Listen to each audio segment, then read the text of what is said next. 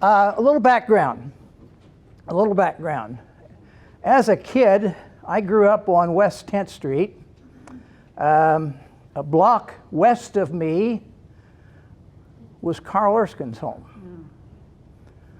And about a block, almost 2 blocks east of me, was Marvin Lau's home. Marvin, raise your hand. Marvin's in the back of the room. Those were my boyhood heroes. Carl Erskine because of being on the Brooklyn Dodgers, and then Marvin Lau because he also played he played baseball. And at the end of this, I'll let him tell you a little about his story playing baseball, but those were my 2 heroes. I invited Marvin to come today, and he graciously accepted. I did call and talk to Betty Erskine yesterday and invited she and Carl to come today if they were able. She told me they don't get out much anymore, and it's quite an effort for them to get out. Carl is 96, and so she said we will try. But anyway, she wanted all of you to know that she will be thinking of us during this time, and I appreciated that. So anyway, that's my legacy, I guess, in baseball involvement, were those 2 people. Growing up in between them, I didn't realize what a thrill that was to be in between 2 baseball players like that. And I remember going down the street one day and Marvin getting out of his car, and he had a jacket on, and somebody said, "That's Marvin Lau." And I remember I just kind of froze looking at him, and I tell him that today, and he shakes his head and he says, "No, you got the wrong guy." So, but I did get interested in the Madison County and Major League Baseball, basically because of just as I began to learn about some of the fellows that played here, my criteria for presenting the people that I'm presenting today are 2 criteria. Number 1, according to the Major League Baseball website, they put out a list of every Major League Baseball player ever. And I use that because on that website, they tell you where they were born. And so it was easy for me to pick off the boys that were born in Madison County. So that was number 1 criteria. You had to be born here. And then number 2 is you had to play Major League Baseball. And that could be anywhere from a lifetime career up to, and you'll see here, one fella had a little over a week with him. So, but he played. And the reason why he stopped, I think you will recognize that as being a rather heroic move. From 1893 to the present, 10 young men from Madison County have lived the dream dreamed by many of a young boy of playing Major League Baseball. Their names can be found on the rosters of the Pittsburgh Pirates, Chicago White Sox, Brooklyn Dodgers, Cleveland Spiders, Cincinnati Reds, Brooklyn Bridegrooms, New York Giants, St. Louis Cardinals, Boston Bean Eaters, Detroit Tigers, Toronto Blue Jays, Milwaukee Brewers, Kansas City Royals, Seattle Mariners, Washington Nationals, and the New York Mets. Listed alphabetically, this is their story. We begin with Jermaine Lamont Allensworth. He entered the majors on July 23rd, 1996, and his last day was May the 29th, 1999. He was born January 11th, 1972, here in Anderson. The Madison Heights High School graduate, was the California Angels' 15th selection and 422nd overall selection in the 1990 Major League Baseball draft. But he did not sign. Instead, he attended Purdue University and was a Big Ten Conference All-Star in the year 1993. That same year, he was drafted by the Pittsburgh Pirates, and he earned a salary of $109,000. He made his Major League debut on the 23rd day of August, 1996. Playing in the outfield his entire career, he played 2 more seasons at Pittsburgh's Three Rivers Stadium, appearing in 238 games, and you see Three Rivers Stadium on the screen. He was traded to the Kansas City Royals in 1998, where he played in 30 games at Kauffman Stadium before being traded to the New York Mets, and that's Kauffman Stadium. He finished the 1998 season playing in 34 games as a Met in Shea Stadium. He retired from baseball the next season on May 29, 1999, after appearing in 40 games and earning a salary of $284,000. His Major League Baseball career batting average was .260 with 15 home runs, 114 RBIs, and 42 stolen bases. Next up is Clyde Bucky Ellsworth Krause. Now there's a household name. He entered in 1923 and he played through September the 28th of 1930. He was born in Anderson, Indiana, January 6, 1897. Best known for his strong arm and defensive abilities, he played his entire career with the White Sox at Old Comiskey Park, where his batting average was .262 with 8 home runs and 160 RBIs. He was acquired by the American League Chicago White Sox in the middle of the 1923 season, playing catcher. In 1925, he led the team in hitting with a .351 average in 54 games. His salary that year was $3,300. His last game was September the 28th, 1930. Bucky died October 23rd, 1983 in Muncie. Carl Daniel Erskine. Entered baseball July 25th, 1948. He retired June 14th, 1959. Carl Daniel Erskine learned his pitching skills while growing up in Anderson, Indiana, where he was born December the 13th, 1926. In 1945, Anderson High School graduate signed with the Brooklyn Dodgers in 1946. The right-handed pitcher made his major league debut with the club on July 25th, 1948, earning a salary of $5,000. And I've heard him say often, that was big money. He never thought he would earn anything like that. In his career, he pitched 2 no-hitters, one against the Chicago Cubs in 1952 and the other against the New York Giants in 1956. In 1955, his 1955 Dodgers won the World Series. Erskine appeared in 11 World Series games during his career and made the National League All-Star team in 1954. Known as Erskine, he played his career for the Brooklyn and Los Angeles Dodgers, making his final appearance on June 14th, 1959. In 12 seasons, his record was 122-78 with 981 strikeouts and a ERA of 4.0. He pitched in 1,718 2/3 innings.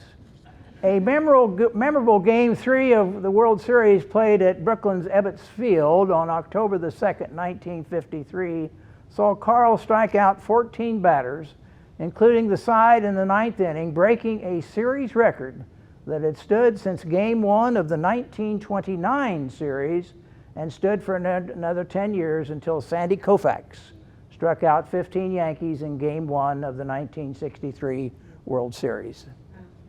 He also put the New York Yankees catcher Yogi Berra in the history books by hitting him twice, making Berra the first American League player in World Series history to be a hit batsman twice during the same game. It's always remarkable to me the statistics that Major League Baseball keeps, more so I think than any other sport.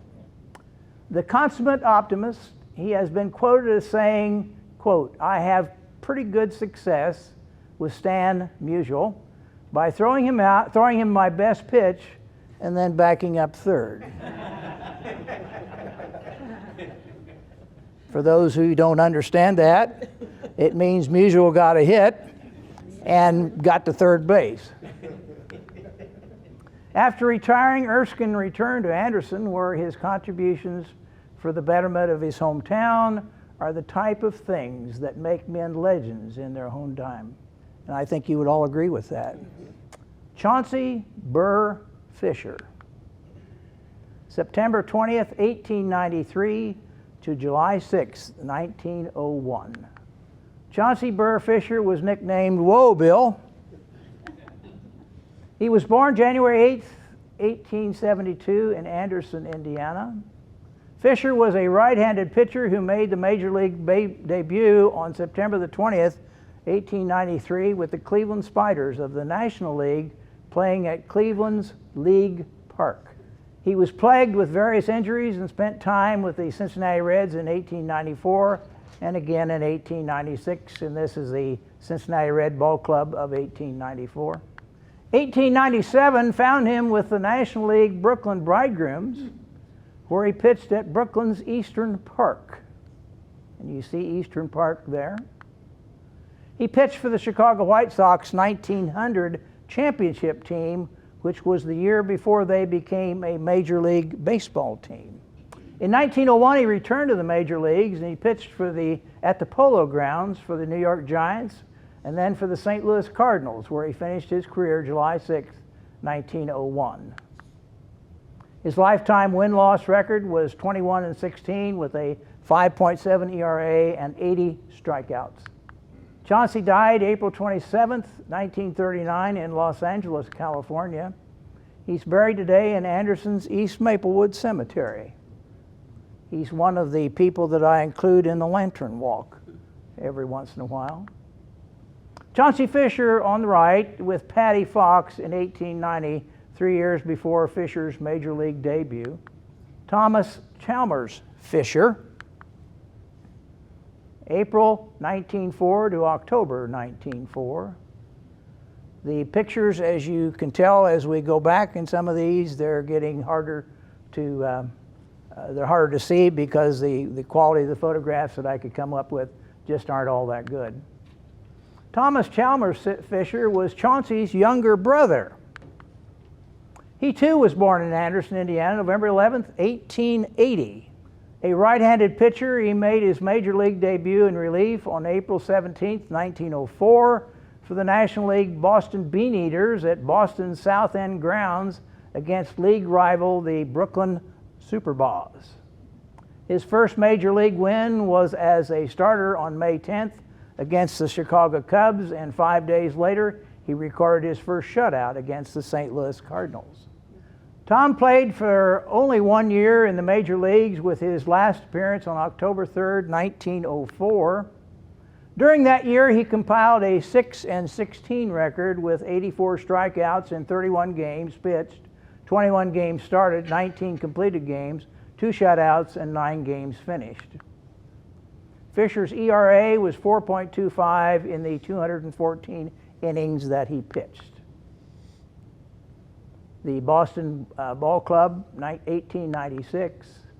In those days, it was not uncommon for a player to play more than one position, especially a pitcher who could hit. Fisher played center field in the 6 games for the 1904 Beaneaters with a batting average of .212 with 2 home runs and 8 RBIs. Tom Fisher died in Anderson, Indiana, September the 3rd, 1972, and he too is buried in East Maplewood Cemetery. The Fisher brothers are in unique company as they are one of 350 plus brother combinations to have played Major League Baseball. One of 350 plus brother combinations to play. The one that's the most famous in my mind is Dizzy Dean and his brother, was it Daffy? Paul? Paul Dean? Okay. Since 1904, the Boston Beaneaters have undergone several name and location changes before becoming today's Atlanta Braves. They went to Milwaukee and then to Atlanta. In 1915, the Cleveland Indians organization began. The Cleveland Spiders are part of their franchise history. The Brooklyn Bridegrooms was one of several nicknames, for example, Superbas, given to the Brooklyn Baseball Club, the team's legal name, by fans and sports writers that eventually was called the Brooklyn Dodgers when the name first appeared on team jerseys in 1932. Donald Wayne Hankins, April 23rd, 1927 to September 3rd, 1927. He was born in Pendleton, Indiana, February the 9th, 1902. At the age of 4, his family moved to Florida, where Don grew up. That's the 1927 Detroit club. Nicknamed the Indiana Deacon for being a straight arrow type, Hankins was a right-handed fastball pitcher for the Detroit Tigers during the 1927 season. Having spent several years in the minor leagues, he played his first major league game April 23rd and his last game September the 3rd. 1927 was the year that Babe Ruth set baseball's most well-known record by hitting 60 home runs in one season. One of those came off a pitch thrown by Hankins that was a record within the record. It was July 8, 1927, and the Tigers were hosting the New York Yankees in a doubleheader at Detroit's Navin Field. The Tigers won the first game 11-8. In the second game, Hankins entered the game in relief of Earl Whitehill, trailing 2-0. Hankins gave up a double and a Babe Ruth home run that upped New York's lead to 6-2. The Bambino drove the ball over Heine Mash's head into deep center field for a 3-run inside the park homer. Ruth scored standing up, recording his only 4-bagger in 1927 that did not clear the fences. And I think what's amazing to me, I think you've seen it too, film footage of Babe Ruth, he was not fleet of foot. He was not fleet of foot, so for him to score standing up, that's quite something. Final score of the game was 10-8 in favor of the Yankees. Don started 20 games for the Tigers in 1927 and finished 9 with a 2-1 one-loss record. His ERA was 6.33 in 42 2/3 innings pitched. After baseball, Don formed a real estate development partnership at which he worked until he retired in 1960. He passed away in 1963 in Winston-Salem, North Carolina. Charlie Nepper, May 6, 1899 to September 26, 1899. Again, I apologize for the photograph, but that's the best I could find. Undoubtedly, Charlie Nepper was a product of Jackson Field on the southwest edge of Anderson. Some of you might be wondering, where did these boys who grew up here in Anderson in the early years, where did they play baseball? Where did they hone their skills? Well, we had 3 fields in Anderson. The first one, the one that probably was the most famous, was Jackson Field. I know the question now is, where was Jackson Field? Best way I can tell you is it's where Brown, Delaware meets Martin Luther King. And it's that area south of the railroad tracks, east of Brown, Delaware, and it ran all the way over to what was known then as School Street. We know it today as Lincoln Street. And that was a huge baseball field, and many of the boys in Anderson honed their skills there. The second place that boys played baseball in Anderson was if you go down the bridge that crosses White River there with 8th Street and takes you into Park Place, and along the right side there is Mustin Builders property in there. That was all a 2-block baseball area in the 1890s, and what was unique about that was it was lighted. You could play at night. And the citizens of Anderson would come over on the suspension bridge from downtown Anderson, walking bridge, suspension bridge, to the park. And when the game was over, they would return, and the suspension bridge had lanterns on it. And you'd take the lantern to see your way across the bridge. And a popular story is told that the boys of Anderson would love to get on that bridge ahead of the girls, get out in the middle of the suspension bridge, and then begin to do this on the bridge or this, to listen to the girls scream because they all knew they were going in the river. The third location where boys played baseball would be north of what is Shadyside Park today, along Broadway, clear up to Cross Street. That corner was all fenced in, and that was a huge baseball field there. So there were 3 principal baseball diamonds in their baseball fields in Anderson where these young men honed their skills. He spent seasons in the professional baseball, 4 in the minors and 1 in the majors. He was born February 18, 1871 in Anderson. He was a right-handed pitcher who made his major league debut May 26, 1899 for the Cleveland Spiders. Charlie was one of the starting pitchers for the National League team, which featured future Baseball Hall of Famer Cy Young. The 1895 Cleveland Spiders Baseball Club. He pitched in 27 games in one season, making his last appearance September the 26th, 1899, finishing with a 4-22 win-loss record and a 5.78 ERA with 43 strikeouts. The 6'4" Knepper had a reputation for being a slow base runner. To emphasize the point, a Cleveland newspaper reported that during a game, June 24th, 1899, Charlie hit a double. That, quote, a hay wagon drawn by lame horses could have reached third. But Knepper is no hay wagon, and he had no lame horses to assist him, close quote. That is slim. Boy, what a slam. Upon retirement, he made his home in Muncie, Indiana, and died there in 1946. Robert McCann, Bob Larmore. Now, for the true baseball fan, this is a terrific story. Started playing May 14th, 1918, and he left baseball June 22nd, 1918. Robert McCann, Bob Larmore, was born December 6, 1896, in Anderson. Eventually moving to St. Louis, Missouri, Bob attended high school there. In May of 1918, while still a high school student, he was signed by the St. Louis Cardinals. Before signing, Larmore informed Cardinals manager Branch Rickey that he wished to continue attending high school. Rickey agreed, and Larmore became the first player in the history of Major League Baseball to play for a team while still attending high school. The arrangement allowed for him to leave school every day at noon and go to the ballpark, which in 1918 was named Sportsman Park, and you see it in the background.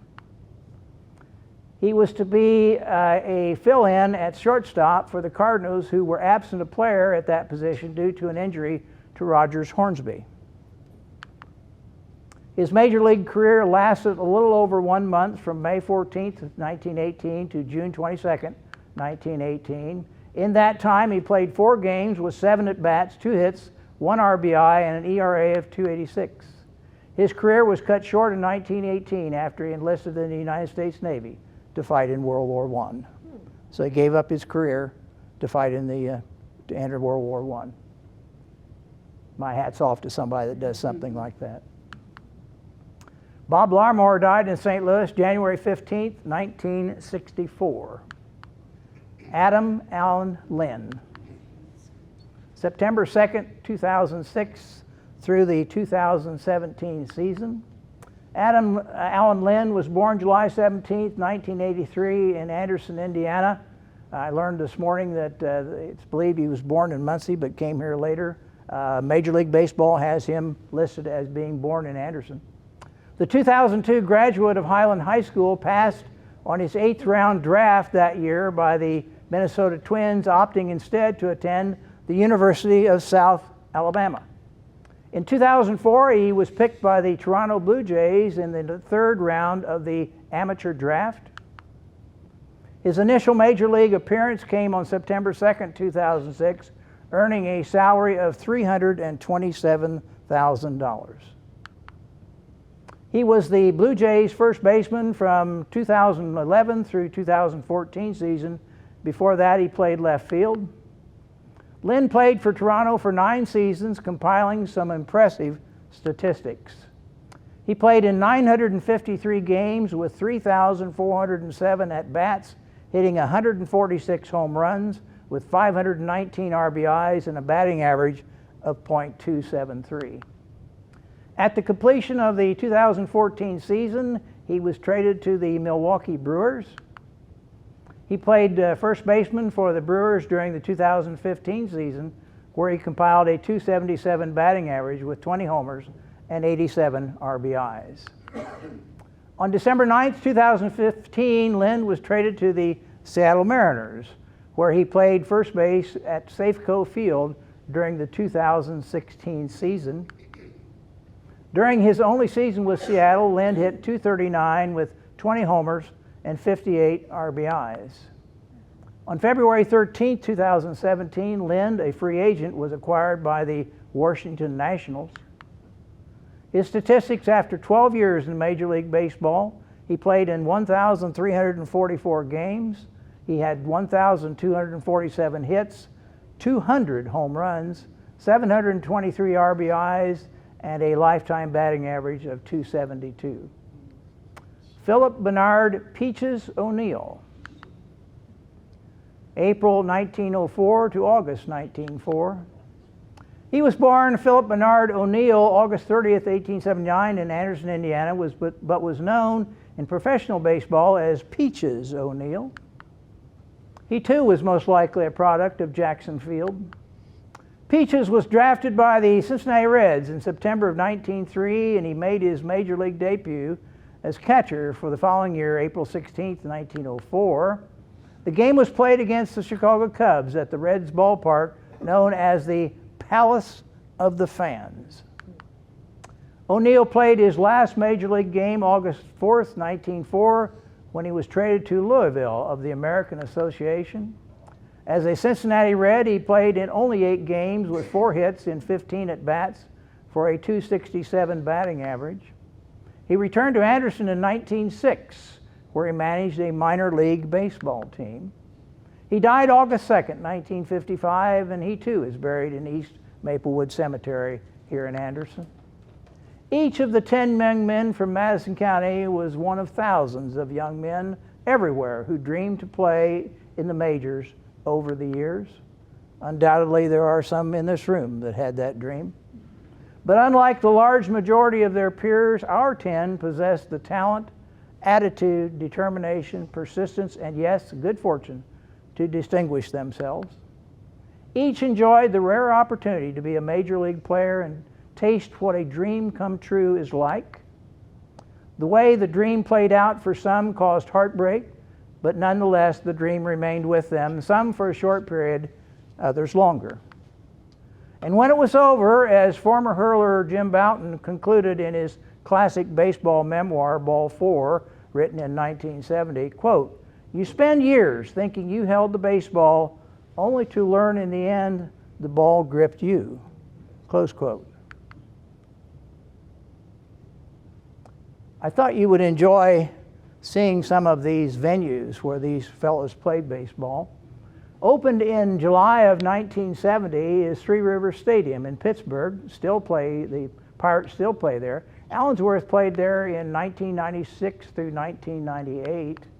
April 10th, 1973, Kauffman Stadium opened in Kansas City. Allensworth played there 1998. April 17th, 1964, Shea Stadium in New York. It closed September 28th, 2008. Allensworth played there in 1998 and 1999. These shots of these stadiums are just impressive to me as all get out. On the first day of July 1910, Comiskey Park opened in Chicago. I've been there. Watched Minnie Minoso play. It closed September 30th, 1990. Krause played there from 1923 to 1930. On April the 9th, 1913, Ebbets Field in Brooklyn opened, and it remained open until September the 24th, 1957. Erskine played there from 1948 to 1957. Los Angeles Memorial Coliseum, Carl played there in 1958 and 1959. On May 1st, 1891, League Park in Cleveland opened. It closed September 21st, 1946. Carl Fisher played there in 1893, as did Charlie Nepper in 1899. May 1st, 1894, League Park in Cincinnati. It closed October 2nd, 1901. Carl Fisher played there in 1894 and 1896. July 14th, 1890, Eastern Park in Brooklyn closed October 2nd, 1897. Carl Fisher played there in 1897. April 19th, 1890, the Polo Grounds opened in New York, closed April the 10th, 1964. Carl Fisher played there in 1901. League Park in St. Louis, opened in 1901 and burned that same year. Carl Fisher played there that year, 1901. This is a photograph taken of that fire. It destroyed their stands. And it was replaced on April 23rd, 1902 by Sportsman's Park in St. Louis, which operated until May the 8th, 1966. Larmore played there in 1918. May 16th, 1897, South End Grounds in Boston. It was open until August the 11th, 1914, and Thomas Fisher played there in 1904. 1912, April, Navin Field in Detroit closed September the 27th, 1999, and Hankins played there in 1927. June 3rd, 1989, Rogers Center in Toronto. Adam Lynn played there from 2006 to 2014. April 6, 2001, Miller Park in Milwaukee. Lynn played there in 2015. July 15, 1999, Safeco Field in Seattle. Lynn played there in 2016. 2008, Nationals Park in Washington, D.C. Lynn played there in 2017. That's where he closed his career. April 17, 1902, Palace of the Fans was the name of the park in Cincinnati. It operated until October the 6th, 1911. O'Neill played there in 1904. And with that, you spend the years thinking you held the baseball, only to learn in the end the baseball gripped you.